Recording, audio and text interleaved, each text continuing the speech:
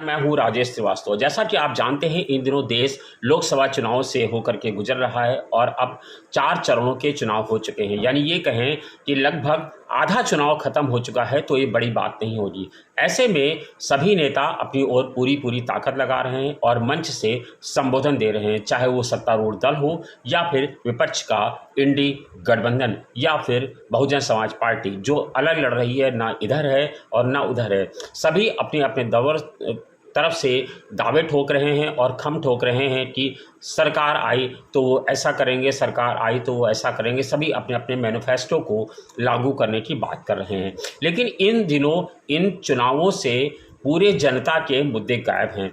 4 चरण चुनाव होने के बाद भी जनता अपने आप को ठगी महसूस कर रही है। इसी को देखते हुए इस निराशाजनक स्थिति से निपटने के लिए पिछले दिनों देश के पूर्व 2 न्यायाधीशों ने और एक वरिष्ठ पत्रकार ने प्रधानमंत्री मोदी और राहुल गांधी को एक चिट्ठी लिखी। इस चिट्ठी में कहा गया कि चूंकि पूरे देश में सब अपनी अपनी बात कर रहे हैं, लेकिन जनता के मुद्दे गायब हैं। जिस तरह से विदेशों में खुले मंच पर सत्ता पक्ष और विपक्ष दोनों के नेता आते हैं और अपनी अपनी बात रखते हैं, उस तरह से आप दोनों एक ऐसे मंच पर आएँ जो एक सार्वजनिक मंच हो, गैर राजनीतिक मंच हो, वहाँ पर आकर के दोनों खुली बहस करें। इसके लिए उन्होंने चिट्ठी लिखी। चिट्ठी लिखने वालों में पूर्व सुप्रीम कोर्ट के पूर्व जज हैं Madan B Thakur, Delhi high court के पूर्व जस्टिस AP शाह और हिंदू अखबार के पूर्व संपादक editor in chief N Ram हैं, जिन्होंने प्रधानमंत्री मोदी और राहुल गांधी दोनों को चिट्ठी लिखी। उन्होंने कहा कि लोकतांत्रिक देश होने के नाते हमारे चुनावों पर दुनिया की नज़र रहती है। ऐसे में भाजपा और कांग्रेस के शीर्ष नेताओं को गैर पार्टी और गैर व्यावसायिक प्लेटफॉर्म पर बहस करनी चाहिए। इन तीनों ने अपने पत्र में लिखा कि रैलियों और भाषणों में सत्ताधारी दल भाजपा और कांग्रेस विपक्षी दल दोनों ही हमारे संवैधानिक लोकतंत्र से जुड़े हुए अहम सवाल उठा रहे हैं। हमारे प्रधानमंत्री ने भी सबके सामने कांग्रेस को आरक्षण, आर्टिकल 370 और संपत्ति के बंटवारे पर घेरा है, जबकि कांग्रेस अध्यक्ष मल्लिकार्जुन खड़गे ने प्रधानमंत्री मोदी से संविधान, इलेक्टोरल बॉन्ड स्कीम, चीन के अतिक्रमण पर सवाल पूछे हैं और उन्हें सार्वजनिक बहस की चुनौती दी है। ऐसे में पत्र में लिखा गया है कि हमें ऐसा लगता है कि अगर एक गैर दलीय और गैर व्यावसायिक मंच पर सार्वजनिक बहस की जाए तो जनता सीधे तौर पर हमारे दोनों नेताओं का पक्ष सुनेगी। इससे जनता का भी फायदा होगा।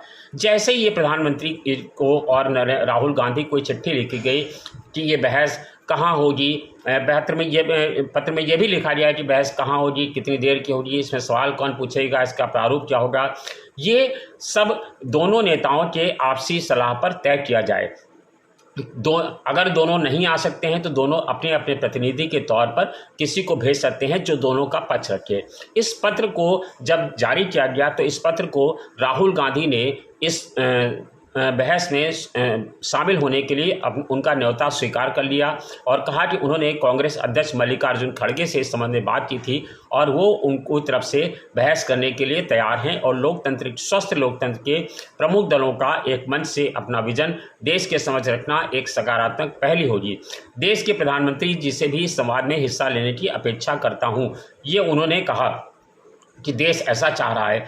लेकिन इस पत्र के जारी होने के बाद राहुल गांधी ने जिस तरह से सामने आकर के इस डिबेट में खुले मंच से स्वीकार कर लिया, उसके बाद प्रधानमंत्री मोदी ने इस पर अभी तक के खत लिखे हुए 5 दिन हो चुके हैं, लेकिन अभी तक प्रधानमंत्री मोदी की ओर से या भारतीय जनता पार्टी नेतृत्व की ओर से कोई इस खुली बहस में आने को तैयार नहीं हुआ है। जबकि राहुल गांधी के बहस में चुनौती देने के बाद और इस पत्र के वायरल होने के बाद राहुल गांधी के ऊपर पूरी भाजपा हमलावर हो गई है और वो ये कह रही है कि क्या राहुल गांधी PM कैंडिडेट हैं। अगर राहुल गांधी PM कैंडिडेट हैं तो वो बताएं कि हम PM कैंडिडेट हैं, तभी हम उनसे बहस करेंगे। जबकि जो पत्र लिखा गया है, जो सुप्रीम कोर्ट के जो 2 जजों ने लिखा है और एक पत्रकार ने लिखा है, उन दोनों ने ये दोनों को चिट्ठी भेजी है। चूँकि कांग्रेस एक सबसे बड़ा दल है, इसलिए उसके अध्यक्ष को और सत्ताधारी दल के नेता प्रधानमंत्री मोदी को इस बहस के लिए आमंत्रित किया गया है। लेकिन आपको बता दें, प्रधानमंत्री दरअसल आपने उनको भाषणों में बहुत अच्छी बातें करते देखा होगा। वो बहुत प्रभावशाली भाषण देते हैं, उनकी भाषा शैली ऐसी है कि हम सब मंत्रमुग्ध हो जाते हैं। लेकिन प्रधानमंत्री का रवैया हमेशा से वन वे टॉकिंग कर रहा है। वो मंच से संबोधन करते हैं, लेकिन जब आज तक 10 साल का कार्यकाल उनका हो गया, लेकिन आज तक उन्होंने किसी भी सार्वजनिक प्लेटफॉर्म पर प्रेस कॉन्फ्रेंस नहीं की, यानी कैसी कोई एक खुली प्रेस कॉन्फ्रेंस नहीं की जिसमें वो पत्रकारों के सवाल और जवाब ले सकें। वो पत्रकारों से बातचीत तो करते हैं, आप उनके तमाम सारे इंटरव्यू देखे होंगे जिसमें तमाम सारे लोग तमाम सारे चैनल के लोग या बड़े अखबारों के संपादक उनके पास जाते हैं, उनसे बातचीत करते हैं। जो सोशल मीडिया पर या अखबारों में या चैनलों में आपको देखने को मिलता है, दरअसल ये पूरी तरह से प्रायोजित इंटरव्यू होता है जिसमें प्रधानमंत्री कार्यालय की ओर से सवाल लिख के दिए जाते हैं और जो पत्रकार इंटरव्यू लेता है वो अपने उन सवालों को अपने ही तरीके से पूछता है और एक तरह से देखें तो वो इस तरह के प्रधानमंत्री का एक प्रायोजक बनकर के रह जाता है। लेकिन खुले मंच से उन्होंने कभी भी सभी पत्रकारों के सवालों को नहीं लिया है, ना ही प्रेस कॉन्फ्रेंस की है जिसमें वो सवाल करते हैं। सिर्फ इतना ही नहीं, प्रेस कॉन्फ्रेंस की बात छोड़ दें तो प्रधानमंत्री मन की बात भी करते हैं, लेकिन मन की बात में भी वो अपने मन की बोलते हैं और दूसरे की मन की नहीं सुनते हैं। तो इन दिनों इसको लेकर के अब राजनीतिक चर्चा बहुत तेज हो गई है।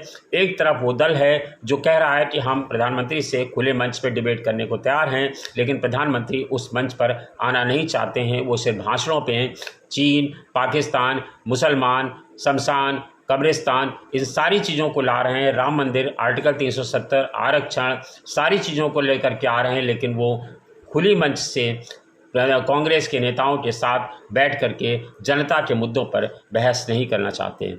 आप इस मुद्दे पर क्या राय रखते हैं? अपनी राय से हमें ज़रूर वाकिफ कराइएगा। धन्यवाद, शुक्रिया।